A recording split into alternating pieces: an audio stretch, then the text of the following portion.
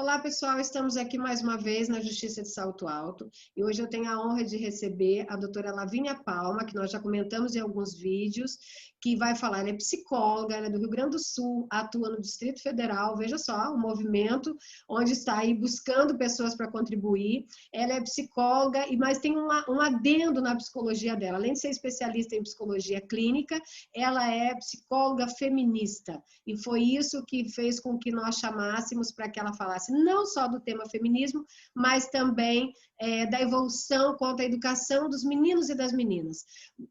Olá, doutora, tudo bem? Obrigada por ter aceitado o nosso Olá. convite. É uma honra para Eu nós. que Eu fico agradeço. muito feliz. Muito Eu feliz de também, muito saber obrigada pelo e convite. poder falar do tema, né? A doutora acompanha, já o nosso tema é em prol da libertação da mulher e também dessa prevenção. Então, eu queria que a doutora começasse, claro, pode fazer suas apresentações iniciais e falasse já o que é o feminismo, para sair daquele jargão daquela situação um pouco machista já do feminismo, né? Então, explicar exatamente essa teoria de igualdade aí que a gente luta tanto. Uhum. Bom, então, em primeiro lugar, também obrigada. Estou super feliz por poder falar um pouco desse meu trabalho e desse trabalho que todas nós mulheres a gente vem fazendo, né? A importância da gente estar falando sobre isso, e discutindo, e conhecendo, e estudando. Então, assim, o feminismo, basicamente, ele é um movimento social, político e econômico que busca a igualdade de direitos, né? Então, é um movimento que começou 1800, eu não tenho bem certeza quando que começaram, junto com o movimento das sufragistas. E tem muita gente estudando isso, muita teoria sobre isso, né? As pessoas às vezes nem sabem o quanto tem de estudo sobre isso. Então, é basicamente um movimento que também combate a opressão, né? O movimento feminista está aí para discutir os privilégios dos homens, né? E toda essa opressão que as mulheres enfrentam desde sempre. Opressões diferentes, obviamente, né? A gente teve grandes evoluções, mas isso não significa a mudança dessa cultura. Então, hoje a gente continua tendo essas opressões, mas digamos que elas são mais sofisticadas, né? E o feminismo está aí para justamente combater isso. Sim. E é importante dizer, saindo daquela forma pejorativa, por isso que a gente faz questão de esclarecer, porque muitas mulheres, inclusive, falam, eu não gosto de feminismo. Feminista é aquela mulher que não se depila. Tem umas coisas assim bem estranhas, voltadas para um movimento que, na verdade, é responsável pela evolução na vida das mulheres, né? Do voto, do divórcio, de uma série de direitos. Então, é muito importante fazer o que a doutora faz, que é explicar o que é feminismo exatamente, e não de uma forma pejorativa, e é esse o nosso intuito também. Aí falando que na verdade, nós já falamos aqui no Justiça de Salto Alto de um projeto que eu tenho e vi também, que a doutora já participou de um, que é o Desconstruindo Princesas.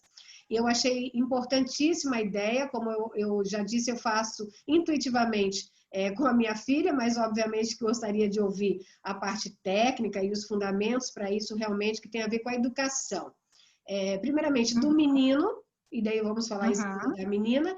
O menino não pode brincar de casinha, os meninos não choram, os meninos, para serem mais fortes, têm que ser agressivos, o estímulo, inclusive, de alguns pais para isso. Essa é a primeira pergunta. Aí depois fazemos a das meninas. Tá. Bom, é muito importante a gente entender que a gente tem um movimento feminista, as mulheres estão buscando essa emancipação, esse empoderamento, mas é muito importante a gente falar sobre essa masculinidade, né? Que hoje a gente fala que é uma masculinidade tóxica e que ela está adoecida e que ela precisa ser repensada. E como a gente vai fazer isso? Justamente educando meninos, né? Eu sei que é um desafio muito grande para quem educa meninos, porque existe uma pressão externa, mesmo que dentro de casa se faça uma desconstrução, o mundo lá fora não está desconstruído, né? Então, hoje os meninos, eles são criados basicamente em cima de um embrutecimento das emoções, né? Eles aprendem a embrutecer as suas emoções e embrutecer em relação aos outros também. Então, o que a gente poderia pensar? os meninos, a masculinidade, ela é muito construída em cima do não querer ser mulher, né? Em cima da misoginia. Então, o que se diz para o menino, né? Seja homem, não seja mulherzinha, né? Então, olha que interessante. Ele, para ser homem, é um imperativo. Seja homem, não seja mulher, né? É tudo que ele precisa fugir é ser mulher. E ele aprende que a mulher, ela deve ser desejada, mas que nunca deve se querer ser igual a ela, né? Então, os meninos já aprendem isso desde muito cedo. Então, eles já têm uma ideia de dominância em relação às meninas e de que eles devem fazer tudo para não ser como elas, né? Então, todas essas questões que a gente vê de brinquedo, de cores, que remetem ao universo, digamos, feminino, tido como feminino, os meninos tendem a rechaçar isso e os pais reforçam isso, né? Porque se ele brinca de boneca, ele está sendo mulherzinha, e tudo que ele precisa é não ser mulherzinha, né? Ele precisa ter a dominância em relação àquela menina. Então, o que é muito interessante, né? A gente trabalhar com a ideia, assim, de que os meninos podem sim ter emoções, a força física não é o mais importante, né? O mais importante é a sua força emocional, a sua inteligência, né? Porque, obviamente, que o menino tende a ser mais forte que a menina, mas que isso não o coloca numa posição superior, porque não é disso que a gente está falando, e que cores e brinquedos não têm gênero, né? Mas olha que interessante, quando a gente vai numa loja de brinquedo, a primeira coisa que o vendedor nos pergunta é menino ou menina? É verdade. Né? E aí ali ele já está te dizendo, não, o brinquedo tem gênero. Os brinquedos de meninos são todos ligados à aventura, desafio, profissões, atividades físicas. E como eu digo, é da porta para fora. E os brinquedos das meninas é da porta para dentro, né? Então, são brinquedos que remetem ao cuidado. Então, é boneca, casinha, panelinha, fogãozinho, todas as coisas que remetem ao cuidado, né? Mesmo quando a gente pensa assim, mas já tá diferente, por exemplo, tem menino que gosta de cozinhar, então tem cozinha para menino, mas esse menino, o brinquedo, ele vai vir num nome, por exemplo, assim, chefe gourmet, né? Então, assim, ele vem diferente para o menino, né? É uma profissão, para o menino é uma profissão.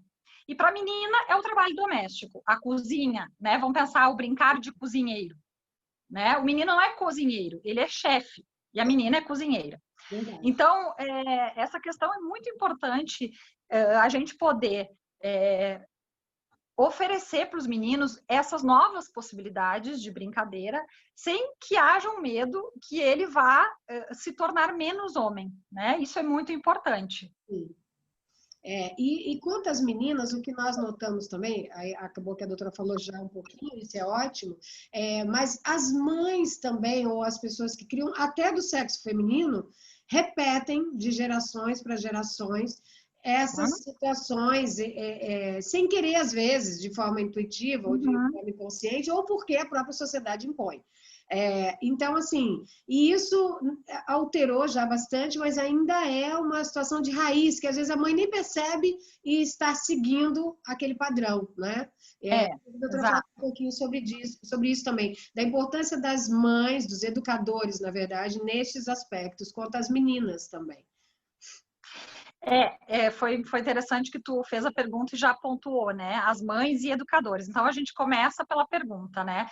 A gente não... quando a gente responsabiliza, o menino é assim, a menina é assim, como deve ser essa mãe? Não, como deve ser esses pais, né? Ou esses adultos que educam a criança. Então, a gente também tem que se trabalhar para não responsabilizar a mãe por isso. Essa é uma tarefa de todos, né, do pai e da mãe e também da comunidade, né, da família extensa. Então, é uma pontuação interessante, porque, claro, a gente sempre fala isso, mas a mãe não fez isso, mas cadê a mãe dessa criança, né? E a gente precisa problematizar isso. Mas, enfim, as meninas, né, o que a gente pode pensar? As mães e os homens e as mulheres e nós, em geral, a gente reproduz esse machismo, né? Porque nós fomos ensinados e se a gente não faz um corte nisso, se a gente não tem uma consciência disso, a gente vai reproduzir, né? Então, é aquela questão assim também. Tudo que uma mulher, de repente, ela foi oprimida ao longo da vida dela, e quanto mais antiga essa mulher, de uma geração mais antiga, isso tende a ser maior, aquela pessoa que é oprimida, ela tende a oprimir, né? Então, ela tende a perpetuar isso, né? Então, por isso que é importante, quando a gente se dá conta disso, nós mulheres, a gente fazer um corte nisso para que a gente não leve isso para as gerações futuras, né? Os nossos descendentes. Então, tem também uma outra questão de algumas mulheres, né, que foram muito privadas da sua vida, dos seus sonhos, né, e isso é muito comum em algumas gerações, né, das nossas avós, enfim, que realmente essas mulheres não tinham nenhuma liberdade, de uma ideia assim, bom, eu não fui feliz, né, então uma dificuldade que tu seja feliz, né? E outro ponto que é importante da gente sempre lembrar, machismo não é um assunto só de homem, não é uma coisa só de homem, né? O machismo, ele é estrutural, ele está na estrutura da nossa sociedade, então é um assunto de todo mundo. Então, nós mulheres, sim, podemos ser machistas, algumas pessoas dizem que não, que a mulher reproduz o machismo, mas eu acredito que não, que nós somos machistas, sim, em alguma dose. Algumas pessoas mais, né? Algumas pessoas estão totalmente imersas nesse machismo e outras estão se desconstruindo e saindo. Sim, estão evoluindo a ponto de conseguir sair. Porque nós mesmas nos pegamos repetindo, né? Falando sobre outras mães, outras mulheres, de alguma forma, às vezes até comentários insignificantes, que é o que a doutora colocou. Nós temos cada um grau de machismo e nós temos que cada vez mais perceber e se libertar, né? Assim, e as mulheres reclamam, no caso de violência doméstica, que normalmente quando acontecem, elas são criticadas por muitas mulheres, mais ou igual a outros homens. Enfim, há um machismo aí, como a doutora bem colocou, que não é só realmente de homem. A gente vê as críticas, né, das mulheres querendo culpabilizar outra mulher, ou então sendo cúmplice daquele homem contra uma outra mulher. Né? Eu sempre falo isso. Então, isso tem a ver com a questão educacional, cultural, principalmente, que está enraizado esse machismo em todos nós. Né? Aí eu queria chegar no ponto do Desconstruindo Princesas, que nós já falamos, e que é um projeto, pode falar um pouquinho do projeto que a doutora participou e do que tem a ver com essa ideia, e aí depois fazer já, pode ficar à vontade para fazer aquelas analogias, ainda que um pouquinho de cada desenho, ou fazer um comentário sobre isso, que eu acho que vai ajudar muitas mães e perceber essa importância. Aí pode ficar à vontade para falar. Tá.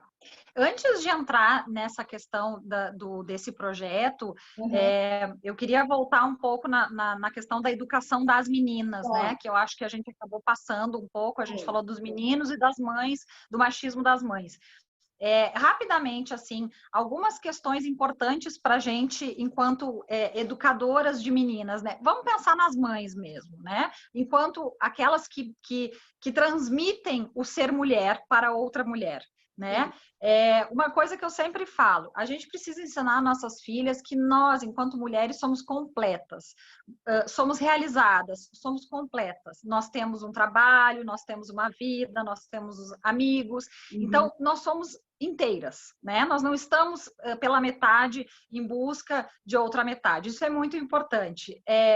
Ensinar para elas também sobre papéis de gênero, mostrar para elas outras mulheres em lugares de poder, né? Porque ao longo da nossa educação a gente conhece grandes teóricos, historiadores, homens. Onde estão essas mulheres? Onde essas meninas vão buscar essa inspiração para dizer, eu vou ser uma mulher poderosa? Então, a gente apresentar essas grandes mulheres e mostrar para elas, né? Olha que legal, essa aqui é astronauta, enfim, né? Essas questões.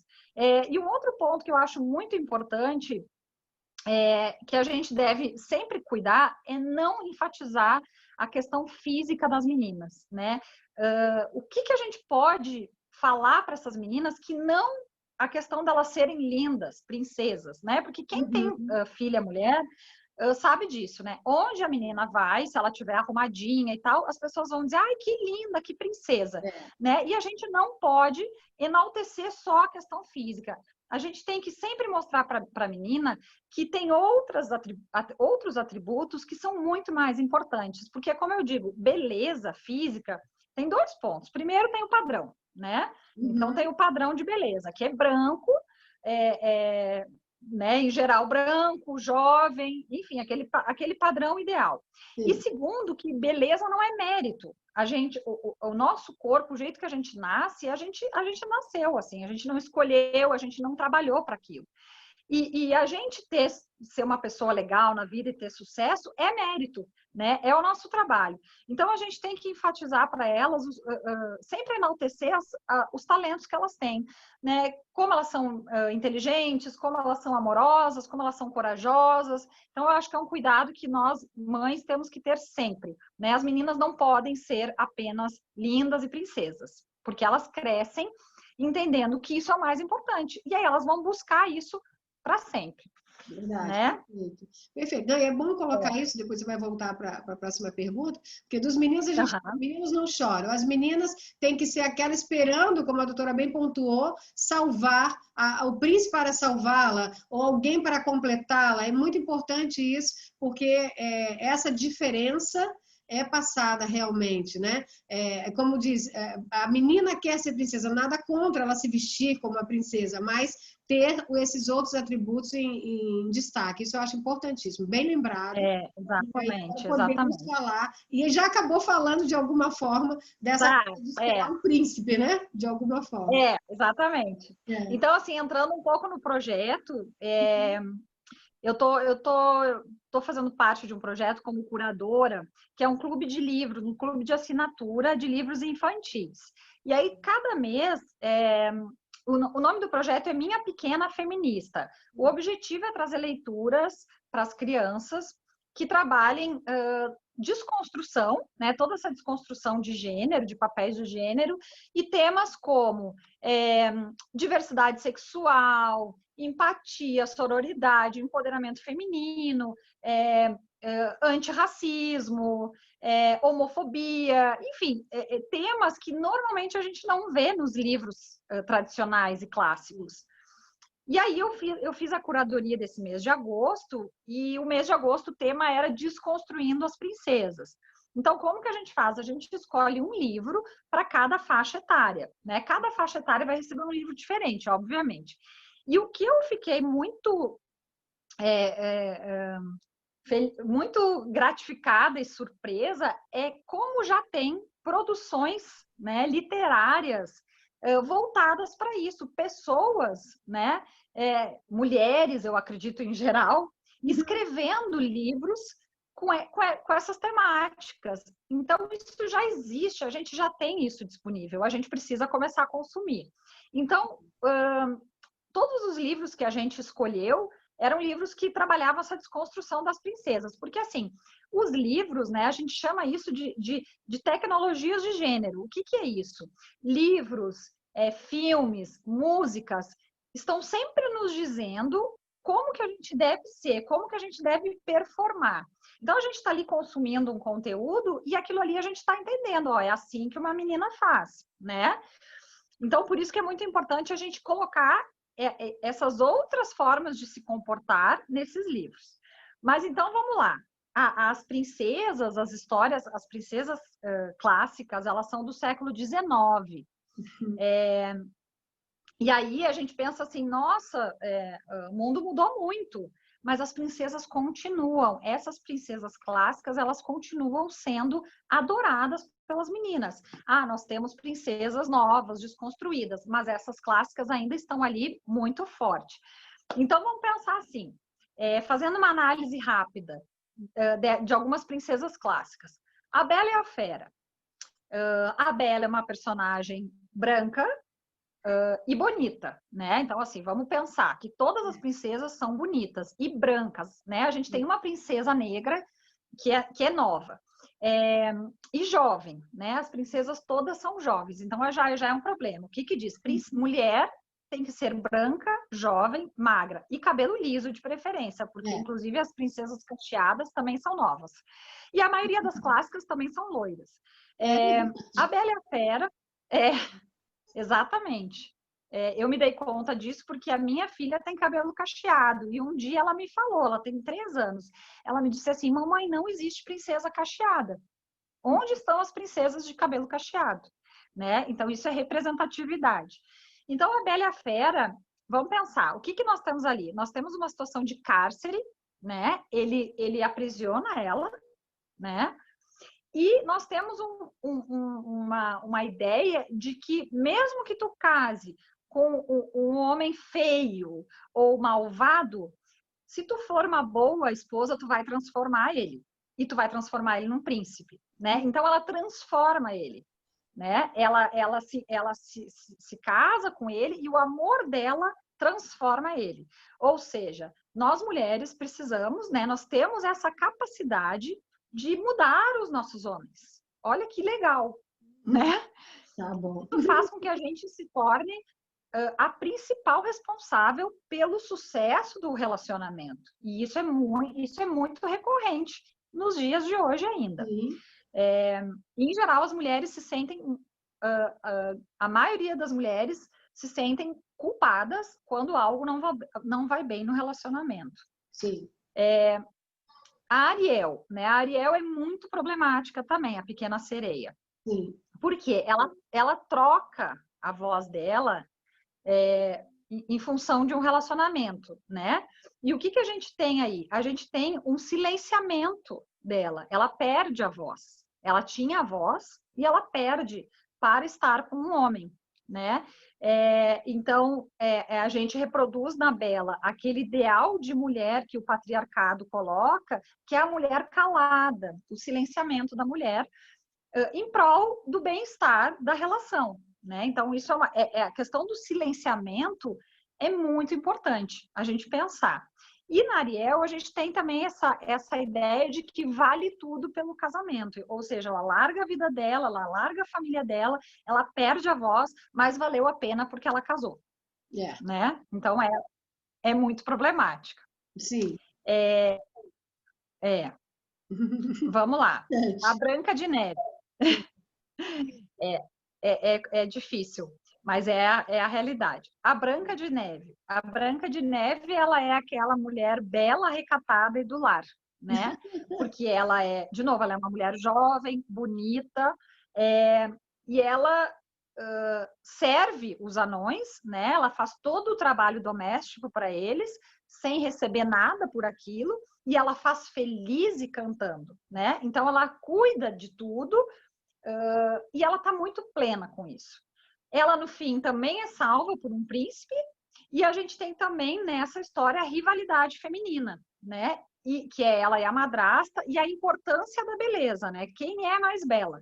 Ou seja, o que uma mulher precisa sempre correr atrás e uma menina tem que sempre se preocupar em ser bela. Sim. Né? Esse é o principal atributo de uma mulher.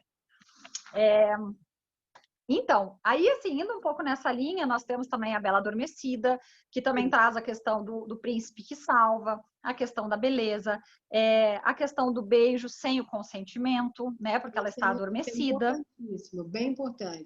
Parte do consentimento. Bem importante. A Rapunzel também, esperando salvar, enfim, elas seguem essa linha que você falou, né? A Rapunzel também, ela é sequestrada, né? E ela também é salva por um príncipe.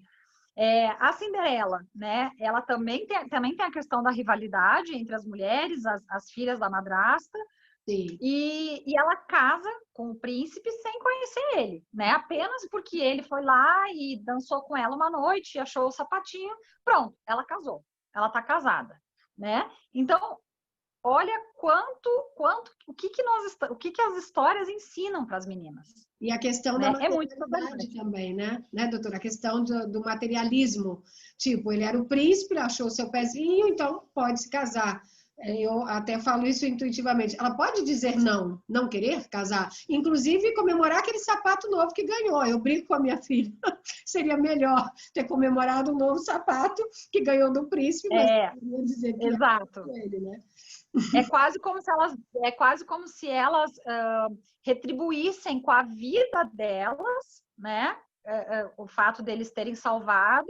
Então, elas retribuem esse ato heróico deles, entregando a vida delas para eles, né? Então, tá, o teu prêmio vai ser eu, né?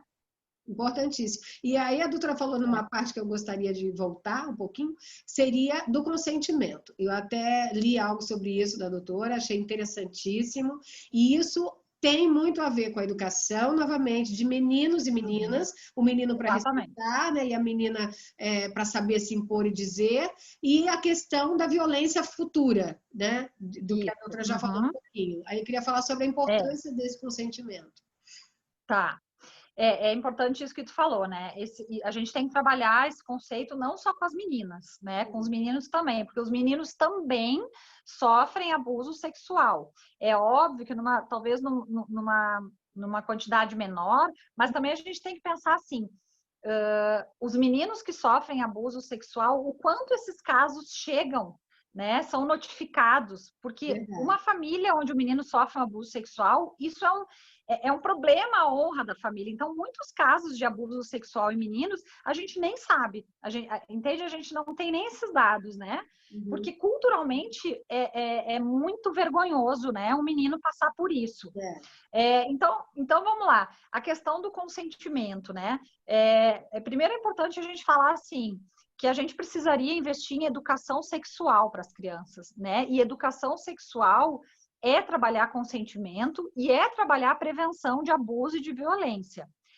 Algumas pessoas têm medo disso porque elas confundem com eu vou educar sexualmente, então eu vou estar orientando meu filho sexualmente. Não, isso não tem nada a ver com orientação sexual, né? Tem a ver com conhecimento do seu corpo, entendimento do que se passa. Então, vamos lá, o consentimento, eu penso assim, eu levantei alguns pontos, né? Primeiro, a gente pode trabalhar isso desde muito cedo, com as crianças na primeira infância. Como? A gente precisa falar dos órgãos genitais, né? A gente não pode ficar só na cabeça, ombro, joelho e pé, né? A musiquinha, cabeça, ombro, joelho e pé. A gente não é só isso, né? A gente tem órgão genital e a gente precisa falar para eles e nomear os órgãos genitais, né? Falar o que é isso, é uma vagina, isso é um pênis, né? A palavra que tu quiser dar, não importa, mas a gente tem que mostrar para ele que aquela parte do corpo existe e ensinar para eles que a única pessoa que vai tocar ali, vai tocar para fazer a higiene, e essa pessoa é uma pessoa de confiança dos pais, né? Uma pessoa que foi, se não é o pai ou a mãe, é uma pessoa que foi colocada ali pelo pai e pela mãe, né? No caso, uma professora, um parente, uma avó. Então, isso é muito importante. Outra questão, a gente tem que ensinar que as crianças, elas podem dizer não. Elas também podem dizer não. Mesmo que ela tenha 2, 3 anos de idade, essa criança precisa ser respeitada dentro da sua vontade. Então, quando a criança diz não e a gente respeita isso, ela entende que ela tem um poder sobre ela, que ela pode decidir algumas coisas, né? Porque esses abusos, eles acontecem, a gente sabe que a maioria dentro de casa, eles não acontecem com violência, né? Então, a criança precisa ter autonomia sobre o seu corpo e entender o que ela quer e o que ela não quer.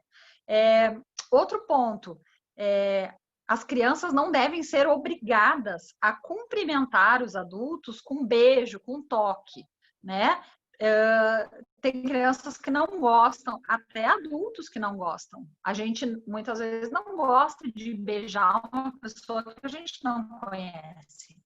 A gente tem que saber o limite do nosso próprio corpo, até onde alguém pode chegar. Então, essa criança que ela pode cumprimentar de outras formas. E a gente não tem que reforçar aquela ideia de que, vai lá, cumprimenta, que feio, que mal educada. Não, porque se a gente empurra a criança, a gente está ensinando para ela que o desejo dela não importa. Se ela diz não e a gente passa por cima disso, a gente está mostrando para ela assim, o que tu quer não importa, é o adulto que decide, né? Então, se ela se deparar com uma situação onde ela fique desconfortável, com algum tipo de carinho, alguma coisa que ela não goste, ela precisa saber que aquilo ali não tá bom para ela e que ela pode sair, né? Então, isso é muito importante.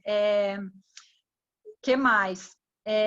A gente também tem que fazer isso com os meninos, como eu falei, e sempre mostrar, né, que em relação ao corpo deles, eles decidem, aquele corpo é deles, né? Ele não é nosso. A gente costuma falar, o bebê da mamãe, o filho da mamãe, sim, ele é o nosso filho, mas ele é ele, aquele ser que tá ali é ele e aquele corpo pertence a ele, né? Isso é muito importante.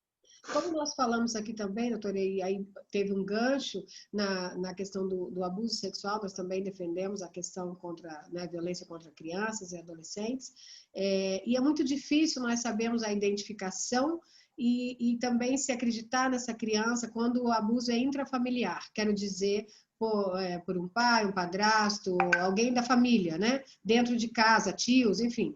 E isso a criança, porque quando acontece com um adulto, já é uma violência e já é difícil, a pessoa tem uma negação, posso estar falando bobagem, mas ela demora a acreditar que aquilo aconteceu com ela. Assim, alguns sinais que a doutora pudesse enumerar para se perceber indícios de um suposto abuso, cuidados e sinais, cuidados para prevenção e sinais posteriores. Certo. Então, os cuidados, eu diria que é o seguinte, né? Primeiro, a gente precisa sempre estabelecer um caminho para o diálogo, né? Então, assim, as crianças, elas não devem ter segredos com outros adultos, né? Elas não devem ter segredos. Mais tarde, quando eles são adolescentes, daí sim, eles vão ter segredos com os pais. Mas enquanto crianças, eles não devem ter segredos com outras pessoas e esconder coisas dos pais. Então, isso é importante a gente orientar também. E sempre abrir esse caminho do diálogo. Olha, tudo que acontecer, tu pode conversar comigo, eu vou estar aqui para te escutar, por mais que seja difícil, por mais que seja ruim, a gente sempre vai poder conversar, né? Porque muitas vezes, alguns pais, principalmente os pais, eles têm uma fala assim, se o fulano chegar perto de ti, eu mato ele, né? Então, assim, como que uma criança vai... As crianças são muito literais, elas são muito concretas, né? Então, se ela escuta o adulto falando isso, ela de repente pensa, vai matar mesmo, então eu não posso falar nada, porque aí eu vou ser culpada. Então, é importante a gente falar que esse diálogo, essa porta vai estar sempre aberta, né? E tem que estar aberta mesmo, e que abusadores, eles não são monstros, eles são pessoas, porque quando a gente fala, o monstro, a criança fantasia uma coisa que não existe, inclusive elas muitas vezes elas falam, monstro não existe, né, da imaginação. Então, os abusadores não são monstros, eles são pessoas, né, e muitas vezes pessoas que estão ao lado dessa criança. Então, é importante a gente trazer isso bastante para a realidade. Em relação aos sinais, eu diria assim, que isso vai, né, teriam vários sinais que eu poderia enumerar aqui, mas a gente precisa sempre pensar assim, como meu filho é, né? A gente tem que estar conectado com o nosso filho. Como é a personalidade do meu filho? Quais são os hábitos do meu filho? No momento que algo muda e que ele faz alguma coisa diferente, isso é um primeiro sinal, né? Então, claro que isso pode ser muito variado, mas qualquer mudança na rotina ou naquele comportamento habitual precisa ser observado, né? Ou outras questões também, como muito choro, insônia, ou de repente resistência para estar com algumas pessoas, inibição, né? E aí teriam outros também. Entendi. E assim, para falar sobre assim, fugindo um pouco da questão, é lógico que quando o abusador, eu imagino, sejam os próprios pais, um deles, eu acho que isso torna tudo mais difícil, né, doutora? Assim, o estudo, a situação, enfim, tudo que é intrafamiliar realmente, infelizmente, é mais complicado. Mas eu gostaria até de deixar aqui uma oportunidade para falarmos somente disso, né? Se a doutora disponibilizar depois, porque o assunto é bem vasto, né? Para a gente poder orientar melhor.